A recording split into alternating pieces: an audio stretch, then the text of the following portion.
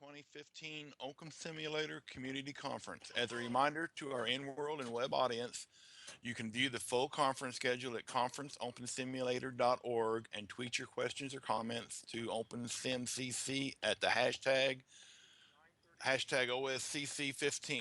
We are happy to introduce a terrific session called SUNY Graduate Program Designing Worlds for Professional Uses. Our speakers today are Eileen O'Connor, Maja Anderson, Irene Cruz, Al Ritondo, and April Steenberg. Dr. O'Connor began her career in chemistry and government and industry in the 1970s and in technology at IBM in the 1980s. She now leads adult students from a variety of backgrounds into creating environments that meet the training and educational needs within their professions. Maja Anderson is Assistant Director of Communications and Community Relations at Cornell University's Public Service Center and Center for Engaged Learning and Research. Irene Cruz has over 20 years combined professional involvement with adult literacy education, educational consultation, training, and online instruction, and graphic design and corporate training. Al Rotondo is involved with Video Production World, and April Steenberg is involved with Ari Island. I'd like to note we will try to provide a chance to answer questions near the end of the presentation. At this point, I'll welcome all the panel members. Thank you. Al Rotondo is involved with Video Production World. Hi, it's Eileen O'Connor, and I'm the instructor of this wonderful group from Empire State College within the State University of New York. Just to give you a little history, Empire State College began working in Second Life at around 2007. And I was a science education instructor, and I would bring my students into this environment. We found that it was very good for a number of us, but for those who were unfamiliar with the environment, it was a bit of a challenge for faculty. So the use of Second Life was rather limited. Now, in fall of 2013, we began bringing students into a new program called the Masters of Arts in Learning and Emerging Technology. And the initial students that came through this program were able to come in as adult learners, and one of their elective concentration areas was virtual development. We started giving students some work in Second Life that they could do, but we found out that we had very little space that they could work in. It was expensive, and I personally was quite happy when we began moving more into open sims environments. And I began in that area just to practice in about 2011. And I was developing my own islands on my own servers, but realized I just didn't have the expertise and needed to focus on education. So I began using open sim islands. Now, as this cohort of students here will show you some of the work they've done, we found it was really cost prohibitive to have students trying to work within Second Life. It was just out of their price range. So we were thankful to find Kitely. We've been using that for a number of years now, and the students will show you the work they've been doing.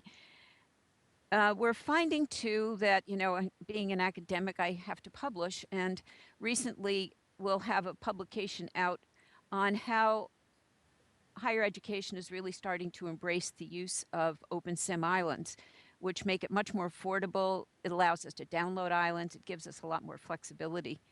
So enough about our program. I'm going to be shutting off my mic momentarily and turning this over to Al Rotondo, who will explain some of the work he's done. And we look forward to you coming and visiting our booths later and getting to know us more. But Al, it's all yours now, and I'm going to move to your slide.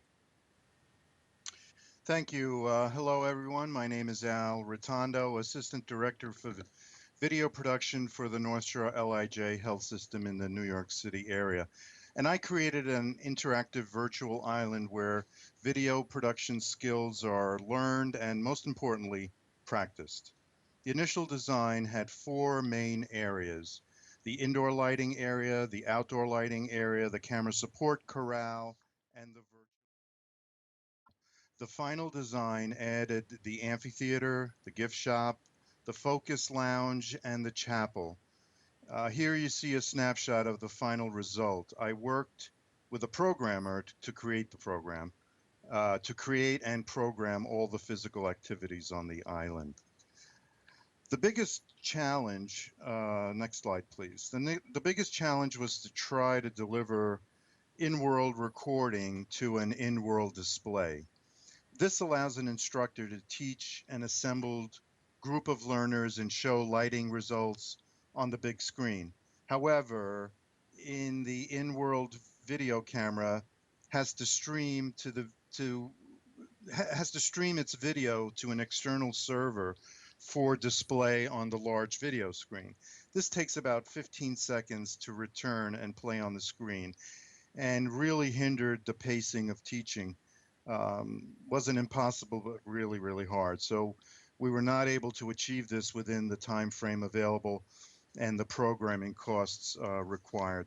This feature, however, that can be used for many live teaching scenarios beyond just video production is something that I really urge the Open Sim programming community to help take on this challenge and try to solve this issue.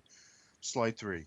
Um, One victory was the development of working with video lights and the completion of the controls for the lights with a HUD, or heads-up display as it's called. You can see the HUD in the upper left. Another victory was the harnessing of the in-world sun, allowing real-world behaviors of a scrim and reflector. A scrim blocks some of the light hitting the subject, and the reflector bounces sunlight back into the subject. It was really great to see this come together for the first time. I was very excited at that point. Next slide, please. Another first was mimicking the physics of a real life camera boom using 3 different size cameras and 3 sets of different sized weights. The object is to find the right balance depending on the size and weight of the camera, with the right amount of counterweight. The ability to clone different avatars to create posable and animated mannequins was a great victory also. It allowed us to populate several of the activities with a cast of characters to act as models or subjects. We discovered this feature very near the launch of the pilot. Before that, we were struggling with making mannequins from scratch and were running out of time. This cloning feature allowed us to create these mannequins quickly and easily. That was a very tense period. Next slide. This is a little corner of video production world where I can retreat to as I observe reviewers and visitors. It's shown by the arrow in the inset. Video Production World is on Kitely servers, and my email, and I'd love to answer any questions once you come and visit, is ptval@aol.com. 5 letters, ptval@aol.com. Please come and visit. It's Video Production World on Kitely. Thank you so much for your time. Hello, can everyone hear me? This is Irene Cruz. I am an adult educator, and my focus is in the areas of ESL, English as a second language, and also literacy education.